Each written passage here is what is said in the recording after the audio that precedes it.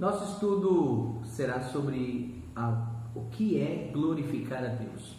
Por vezes esse assunto ele é confuso para muita gente, porque alguns pensam que glorificar a Deus é apenas ficar falando que glória a Deus, e alguns grupos evangélicos têm o hábito de ficar falando glória, como se isso fosse um ato de glorificação a Deus. Verbalizar a palavra, a expressão glória a Deus, necessariamente em si não glorifica a Deus.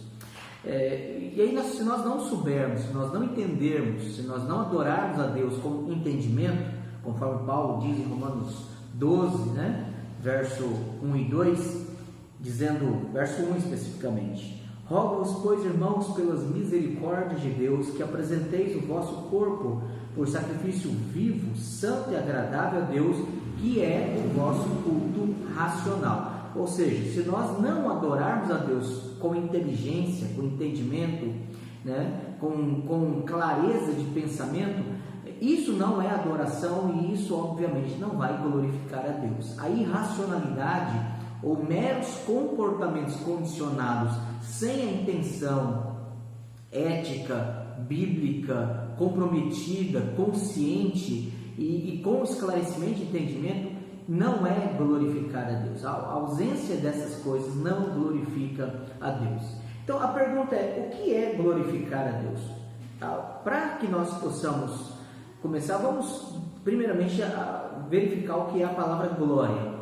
A palavra glória em si também ela não é um conceito completo. A palavra no hebraico ela simplesmente significa luz, brilho, reluzir, Então glorificar a Deus significa lançar luz, reluzir a Deus, O que precisaria ser observado é que nós não temos luz própria, A nossa luz vem de Deus. A luz que nós emitimos, a beleza, a santidade, a formosura, as virtudes, todas as coisas boas que nós temos, elas vêm de Deus. Tiago 1, verso 17 diz isso. Não vos enganeis, diz o verso 16. Tiago 1, 16. Não vos enganeis, meus irmãos, Aí verso 17. Porque toda boa dádiva, todo dom perfeito, vem do alto, vem do Pai das luzes. Então a luz, a glória de Deus é que vem a nós e nós reluzimos a glória dele para focar nele, não para que nós sejamos o centro das atenções, mas para que direcionemos, para que representemos, para que encaminhemos toda adoração, toda boa reputação, todo louvor, todo elogio para Deus. Então isso é glória a Deus. Nós temos alguns pontos que precisam ser observados, pelo menos 8 pontos que podem nos trazer clareza quanto ao que é glorificar a Deus, O primeiro deles é glorificar a Deus. Então, em primeiro lugar, glorificar a Deus é reconhecer a sua majestade, reconhecer a sua grandeza, a sua soberania, reconhecer que Deus é tudo sobre todos, que não há ninguém comparável a Ele, que não há ninguém que possa fazer oposição a Ele, que não existe ninguém que pode frustrá-lo, não há ninguém que viva sem Ele. Ele é suficiente em si mesmo e livre, e não pode ser persuadido, constrangido, domesticado. Deus não pode ser inibido, Deus não pode ser impedido. Ele é suficiente em si mesmo. A glória significa, em primeiro lugar, reconhecer a sua majestade.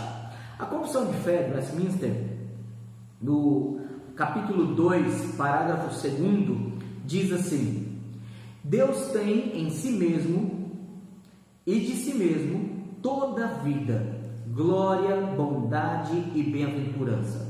Ele é todo suficiente em si e para si, pois não precisa das criaturas que trouxe à existência. Não deriva delas glória alguma, mas somente manifesta a sua glória nelas, por elas, para elas e sobre elas. Ele é a única origem de todo ser. Dele, por ele, para ele são todas as coisas, e sobre elas tem ele soberano domínio para fazer com elas, para elas e sobre elas tudo quanto quiser. Todas as coisas estão patentes e manifestas diante dele. O seu saber é infinito, infalível e independente da criatura, de sorte que para ele nada é contingente ou incerto. Ele é santíssimo em todos os seus conselhos, em todas as suas obras e em todos os seus preceitos. Da parte dos anjos e dos homens e de qualquer outra criatura lhe são devidos todo culto, todo serviço, toda obediência que ele ouve por bem requerer deles. Então, glorificar a Deus, em primeiro lugar, envolve reconhecer a sua majestade, que Ele é soberano, Ele é tudo, Ele é sobre todos, Ele é suficiente em si mesmo, Ele não pode ser constrangido, frustrado, dominado, impedido, Ele não pode ser coagido a fazer nada. Deus é suficiente em si mesmo, Ele é tudo o que Ele é. Então é por isso que quando Ele manifesta lá para Moisés, em Êxodo capítulo 3, e Moisés pergunta para ele: em nome de quem eu me apresentarei a Israel? E Deus diz: eu sou o que eu sou, envia você. Eu sou o que eu sou. Ele é tudo o que Ele é em si mesmo. A glória é dele. Então, em primeiro lugar, glorificar a Deus é reconhecer a majestade dele. Em segundo lugar, glorificar a Deus é reconhecer os seus atributos, né? Deus, Ele é grandioso. Deus, Ele é soberano. Deus, Ele é perfeito. Deus, Ele é autoexistente. Deus, Ele é eterno. Deus, Ele é infinito. Deus, Ele é imutável. Deus, Ele é amor. Aí os atributos morais: amor, bondade, graça, misericórdia. Ele é paciente. Deus, Ele é santo. Deus, Ele é justo. Então, quando nós olhamos os atributos morais, especialmente os atributos morais, porque são eles e com eles e através deles e neles que Deus se faz presente na nossa vida para esta comunhão com Ele. Por isso que na nossa percepção os atributos morais são mais preciosos, né? Embora é verdade que nenhum atributo é maior do que o outro, mais importante que o outro, porque Deus é perfeito em toda a sua simplicidade. Mas a nossa percepção daquilo que Deus se revela a nós e naquilo que Ele nos toca, nós glorificamos a Ele quando somos alcançados pelos seus atributos. Então, glorificar a Deus significa reconhecer os seus atributos. É por isso que nós enaltecemos muito a graça, especialmente a graça maravilhosa, graça de Jesus, né? Incomparável, graça maior que o meu pecar, né? Ou Amazing Grace, graça maravilhosa, que é outro. Então existem vários hinos, vários cânticos que enaltecem a graça de Deus, porque é em relação à nossa imerecida condição, em nosso demérito, em nossa condenação, em nossa depravação, em nossa situação de miséria, é que Ele se manifesta. Então nós reconhecemos os atributos dele, e ao reconhecer os atributos de Deus, nós glorificamos a Ele. Então a segunda forma de nós glorificarmos a Deus é reconhecendo os seus atributos. A terceira forma de nós então glorificarmos a Deus é adorando, é prestando culto a Deus. É quando nós em todo momento nós adoramos a Deus. E aí nós devemos lembrar que culto na Bíblia tem três manifestações. Existe o que a Bíblia chama de a vida como culto, né? A vida como culto, o nosso momento devocional como culto, né? A vida como culto nós lemos agora há pouco Romanos 12, verso 1. Nós devemos oferecer o nosso corpo como sacrifício vivo, ou seja, tudo que nós somos, tudo que nós fazemos, todo o nosso entendimento como um culto racional. Então, a vida como culto. Mas Jesus em Mateus 6 fala do culto como devoção. Quando quiseres orar, vá ao teu quarto e ora em secreto. Então, aquele momento devocional. Mas esse momento devocional pode estender-se à família, que é o que nós chamamos de culto doméstico, e que muitos de nós têm praticado, graças a Deus, muito esses dias. mas a Bíblia fala do culto solene, do santo ajuntamento, das santas convocações, daquilo que nós fazemos enquanto corpo, nos apresentamos atendendo ao chamado de Deus para adorar o seu nome e ouvir a sua voz pela exposição fiel da palavra de Deus. Então, o culto, quando nós adoramos a Deus, quando nós cultuamos a Deus, quer na vida, quer nas nossas devocionais, no nosso estudo da palavra, no nosso momento de culto doméstico, quer no culto solene, nós devemos glorificar a Deus, e nós glorificamos a Deus fazendo essas coisas. É por isso que lá em 1 Coríntios 10, 31 diz: portanto, quer comais, quer bebais, ou façais outra coisa qualquer, fazei tudo para a glória de Deus. Então, glorificar a Deus envolve reconhecer a sua majestade, reconhecer os seus atributos, cultuar ou adorar a Deus, somente a Deus, com a vida, com as nossas devocionais e com o nosso ajuntamento solene enquanto igreja do Senhor Jesus. Mas há um quarto sentido em que glorificamos a Deus: honrar a Deus e temê-lo em todas as coisas. Nós honramos a Deus, nós não brincamos com o nome dele. A Bíblia diz em Êxodo 20, verso 7: não tomarás o nome do Senhor teu Deus em vão. Então é o momento em que nós conscientemente falamos a respeito dele, nós nos dirigimos a ele, nós oramos a ele, nós falamos a respeito dele, nós invocamos o seu nome, nós clamamos em situações necessárias e diversas, ou nós compartilhamos e testemunhamos da grandeza e da glória dele. Fazemos isso com um santo temor no coração e uma honra revelada na nossa boca. Então, glorificar a Deus envolve sim também a honra que ele merece e que nós devemos ter, o respeito. É por isso que lá em Eclesiastes capítulo 5, verso 1 diz assim: guarda o teu pé quando entrares na casa de Deus. É por isso que o nosso culto é solene. Às vezes nós vemos alguns irmãos sem entendimento e por uma nociva e ácida crítica, sem entendimento, dizer que os nossos cultos são frios, que nossos cultos são sem amor, sem fervor. Mas o grande problema disso está em dois pontos errados. Em primeiro lugar, o erro de que emocionalismo é fervor espiritual. Isso não é verdade. Emocionalismo nunca foi fervor espiritual. Emocionalismo é apenas emocionalismo, só isso.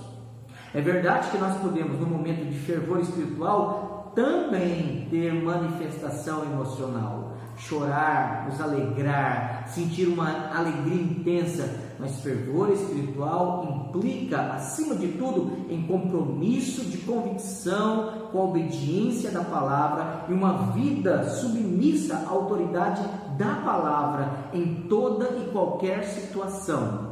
Isso é fervor.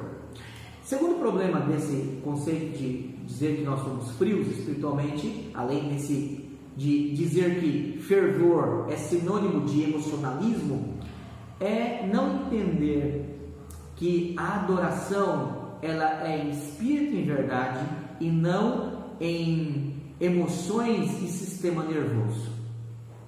Então não é barulho, não é agitação física, não é provocação, não é indução, não é sugestionamento que realiza ou causa verdadeiro fervor espiritual. O verdadeiro fervor espiritual, ele é causado pelo Espírito Santo e não por uma banda de grupo de música, não por um pregador ou por alguém que está dirigindo o culto, a liturgia e que está ali incentivando e provocando as pessoas a agirem desta ou daquela forma. Então não é a movimentação que é fervor espiritual. Nós vamos lembrar então que honra e louvor é algo que glorifica a Deus. Quando nós honramos a Deus, quando nós nos portamos conscientes diante de quem nós estamos, quando nós tememos errar diante de Deus, não somente no culto solene, mas em toda a nossa vida. Quando nós tememos pecar contra Deus, Isso glorifica a Deus. Então, em sexto lugar, glorificar a Deus envolve a intenção de amar a Deus sobre todas as coisas. A Bíblia diz: de tudo que tiver que guardar, guarda o teu coração, porque dele procedem as fontes da vida. O que você ama define quem você é. O que você ama define quem você é. Quando nós amamos a Deus acima de todas as coisas, cumprindo o primeiro e maior mandamento, nós glorificamos a Deus. Quando nós amamos a Deus com todo o nosso entendimento, com todas as nossas forças, de toda a nossa alma, com toda a nossa vida, nós glorificamos a Deus. Ele é amado e merece ser amado acima de tudo. Glorificar a Deus é, de fato, amar a Deus, é devotar-se a Ele, é depender dEle, é viver para a glória dEle. Então, observe bem: em primeiro lugar, glorificar a Deus é reconhecer a sua majestade. Segundo, reconhecer os seus atributos. Terceiro, é gratidão a Deus. Quarto, é honrar a Deus. Quinto, é amar a Deus acima de todas as coisas. Sexto, agora vamos, glorificar a Deus é depender dEle em tudo. Depender de Deus em todas as coisas. Depender dEle para fazermos todas as coisas. Por exemplo, Tiago, no capítulo 4, quando as pessoas dizem assim: eu faço, eu aconteço, eu vou, eu realizo, eu consigo, eu não... E nós às vezes percebemos que crentes falam assim, e você fica esperando ela em algum momento dizer assim: se Deus quiser, se Deus me der graça, se Deus me capacitar, se Deus me abençoar. E parece que ela faz, realiza, planeja, e como se Deus não estivesse presente, nem dominando e nem conduzindo a vida dela.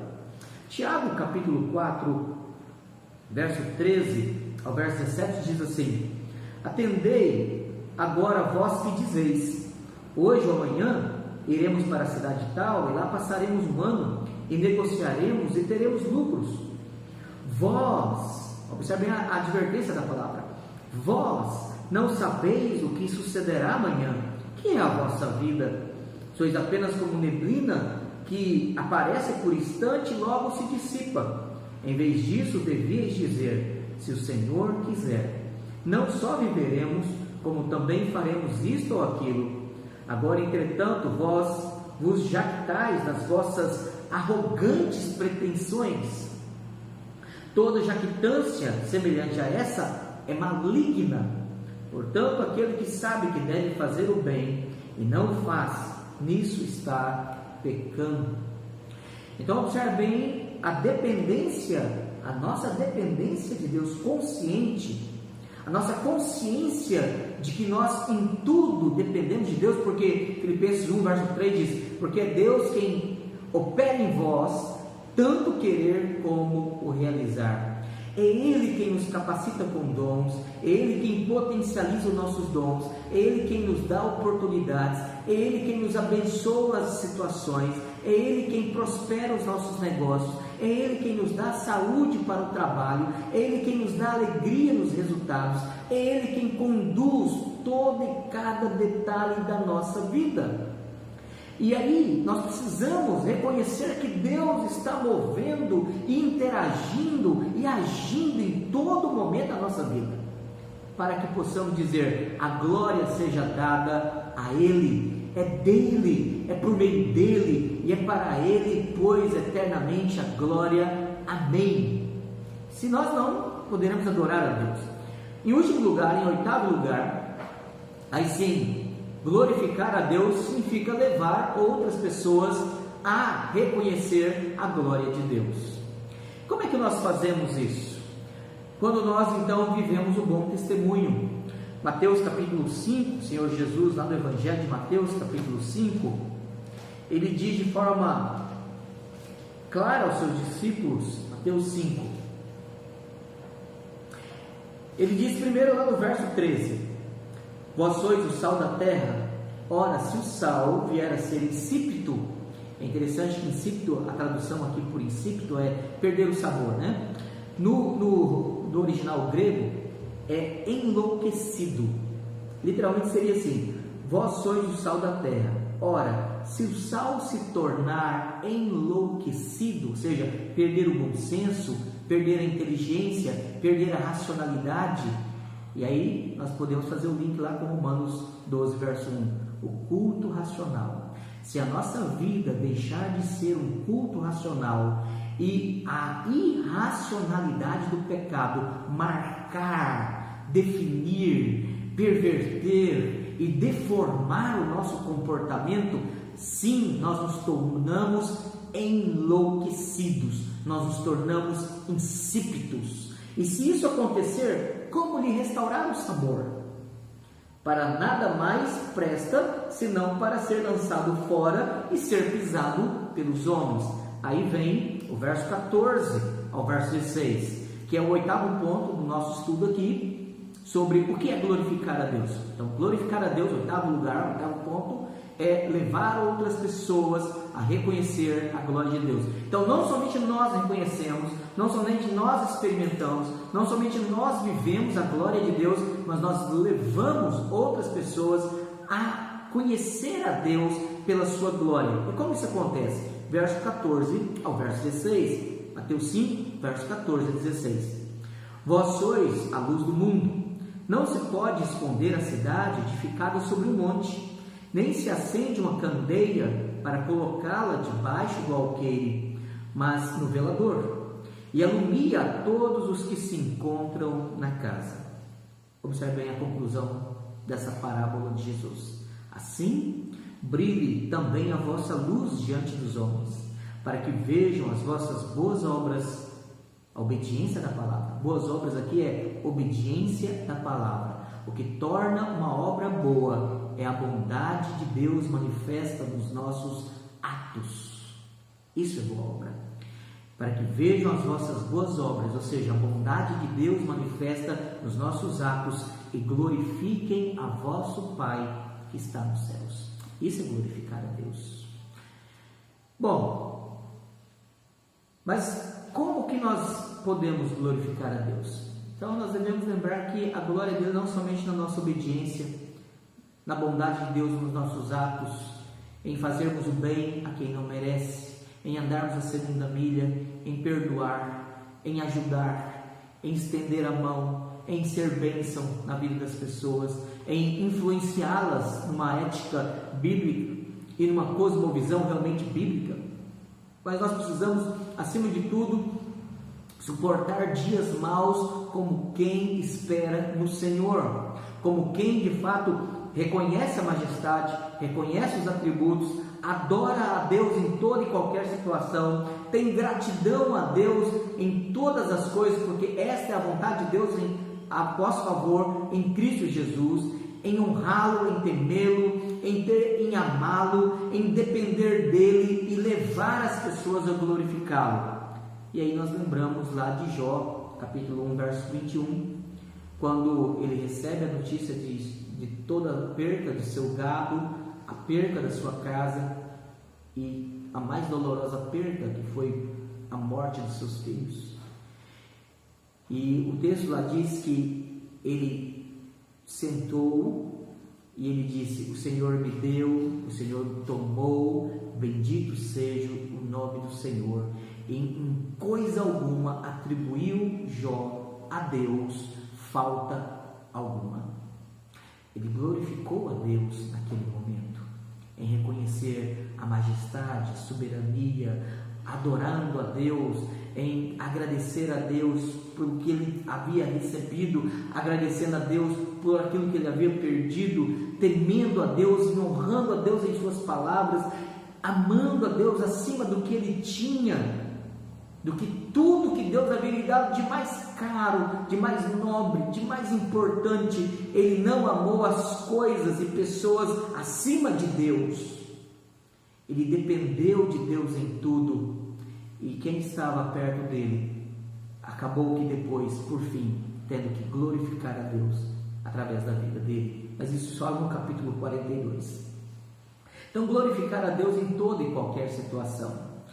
A nossa satisfação e o nosso contentamento em Deus glorifica Ele. Numa live recente, eu mencionei uma frase de John Piper que diz: Deus é mais glorificado quanto mais estamos nele satisfeitos. E essa é a ideia da primeira pergunta do breve catecismo. Eu fiz uma tradução recente do breve catecismo, uma tradução, uma linguagem mais contemporânea, e a minha tradução ficou assim: qual é o propósito principal? Breve catecismo de Westminster, primeira pergunta: qual é o propósito principal do ser humano? Resposta: o propósito principal do ser humano é glorificar a Deus e satisfazer-se nele para sempre.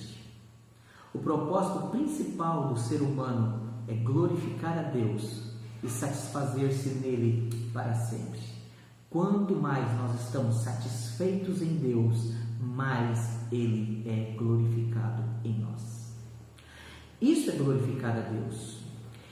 É ter uma cosmovisão, usando a terminologia que os teólogos aí gostam de usar, né? É ter uma cosmovisão teorreferente, ou seja, em todas as esferas da vida: trabalho, entretenimento, família, religião, estudo, amizades, relacionamentos, dinheiro, economia, política, em todas as esferas, em todas elas, os valores, as convicções, as ideias, os compromissos, as ações, a agenda, a vida é vivida para a glória de Deus. Isso é glorificar a Deus, é estar satisfeito nele, glorificando. Mas a Bíblia também ela nos adverte, porque é possível que nós frustremos a nós mesmos, não a Deus, nos frustremos quando nós nos desviamos desse propósito. E aí acontece o que a Bíblia chama de idolatria, né? É buscar a glória pessoal, é ser dominado pela arrogância. É por isso que a Bíblia diz que Deus resiste ao soberbo, porque a arrogância, a soberba, o orgulho, a altivez é o pecado que rouba a glória de Deus, e Deus diz: Ele não divide a sua glória com ninguém. A Bíblia é muito clara nisso. Então, quando nós buscamos a glória pessoal, quando nós nos achamos melhores que as pessoas, quando nós queremos usar das coisas que Deus nos dá para a autopromoção, então nós roubamos a glória dele. Eu convido que você abra comigo lá em João, Evangelho de João, capítulo 12, verso 43. Evangelho de João, capítulo 12, verso 43. João 12, 43. Verso 42 a 43. João 12, 42 a 43. A palavra de Deus diz assim: contudo, muitos dentre as próprias autoridades creram nele. Jesus estava pregando o Evangelho. Muitos dos fariseus, escribas, saduceus olhavam assim: realmente, o que ele está falando é a verdade. Ele de fato é quem ele diz ser.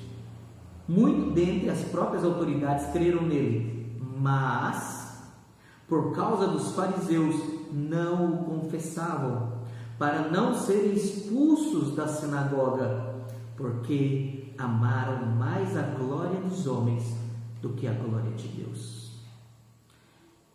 Quando nós amamos os benefícios, quando nós amamos as oportunidades, quando nós amamos a admiração das pessoas, quando nós amamos os benefícios que as pessoas nos dão mais do que a glória de Deus, nós na verdade estamos buscando a glória dos homens. E Deus diz que isso é algo odioso para Ele. Lá em Atos capítulo 12 há um episódio histórico muito curioso. Atos capítulo 12, Atos 12, do verso 20 ao verso 23, quando Herodes morre. E observem o que aconteceu. Ora, havia séria divergência entre Herodes e os habitantes de Tiro e Sidom. Porém estes, os habitantes de Tiro e Sidom, de comum acordo se apresentaram a ele, e depois de alcançar o favor de Blasto, camarista do rei, pediram reconciliação, porque a sua terra se abastecia do país do rei. Em dia designado, Herodes, vestido de traje real, assentado no trono, dirigiu-lhes a palavra, e o povo clamava: é a voz de um Deus e não de homem. Naquele momento, Herodes ele devia ter repreendido o povo, mas ele gostou de ter o seu ego massageado. Ele teve prazer em ser reconhecido como um Deus. Ele teve prazer de ter a sua voz, a sua palavra em público como a voz de um anjo, né? De alguém que estava acima daqueles homens. E observe bem que naquele mesmo momento, verso 23, no mesmo instante, o anjo do Senhor o feriu, por ele não haver dado glória a Deus. Em outras palavras, quando aqueles homens se dirigiram a ele para adorá-lo, ele deveria ter reprovado a atitude deles e dito: adora apenas a Deus. É interessante que no Antigo Testamento, por vezes, alguns anjos apareciam como mensageiros, porque essa era a sua função mais básica. Inclusive a própria palavra melech no hebraico, que é traduzido por anjo, a palavra é mensageiro. E os anjos eles, então iam levar uma mensagem da parte de Deus, e às vezes as pessoas se abaixavam, se inclinavam para adorar, e eles diziam: não nos adorem. Eles não aceitavam a glória, a adoração de homens, porque eles não eram merecedores dessa adoração. E eles então diziam: adore a Deus. O que Herodes deveria ter feito era isso. No mesmo instante, um anjo do Senhor, o feriu, por ele não haver dado a glória a Deus, e com milho de vermes o expirou. Então, encerrando, nós vemos que Deus ele não aceita que pessoas busquem a glória pessoal. Deus não aceita que nós recebamos, mesmo que não é a nossa intenção. Às vezes você realmente, de fato, não está fazendo com a intenção de provocar elogio das pessoas, provocar admiração das pessoas, provocar um amor exagerado das pessoas por você. Mas às vezes as pessoas elas confundem as coisas e podem correr o risco de idolatrar você. Se isso acontecer e não é sua intenção, você deve remeter esta glória, desviando de você e direcionando àquele a quem ela é devida. Só lhe deu glória. Só lhe deu glória. Era uma expressão comum de Calvino. Só lhe deu glória. A Deus somente seja glória. É interessante que Johann Sebastian Bach, ele assinava as suas peças, as suas composições de música. Era comum naquela época as pessoas assinarem as suas composições com as siglas do seu nome. Então deveria ser Johann Sebastian Bach. Johann Sebastian Bach, JSB, né? Então deveria ser a sigla. Mas é interessante que ele assinava com SDG. SDG. Ele não colocava o nome dele. Isso é que é curioso. Ele colocava só lhe deu glória. Porque ele era apenas um instrumento de uma capacidade dada por Deus, de uma percepção da beleza da glória de Deus, de uma potencialidade artística e musical que vinha do alto, para que num vaso de barro, aquele que tudo é, pudesse manifestar a sua beleza. Glorificar a Deus é fazer tudo com a motivação de que a honra, o louvor, o reconhecimento sejam atribuídos somente a Deus. Que Deus nos abençoe a glorificá-lo. Existem 2 livros que eu gostaria de indicar, se você deseja ler mais esse assunto. Um deles é do John Piper. John Piper escreveu esse livro chamado Em Busca de Deus, a Plenitude da Alegria Cristã, publicado pela Shed Publicações.